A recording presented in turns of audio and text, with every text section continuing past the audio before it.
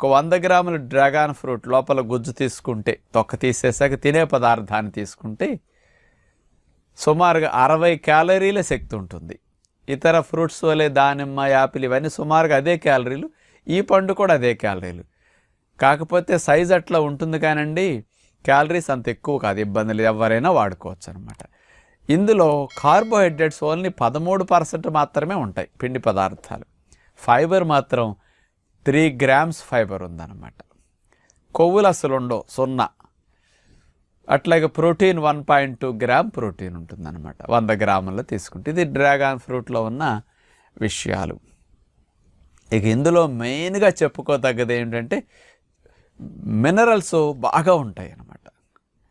అట్లాగే phosphorus, zinc, calcium, magnesium ఇట్లాంటివన్నీ కూడా, క్లోరైడ్స్ చాలా బాగా ఉన్నాయట. ఇవన్నీ సమృద్ధిగా బాగా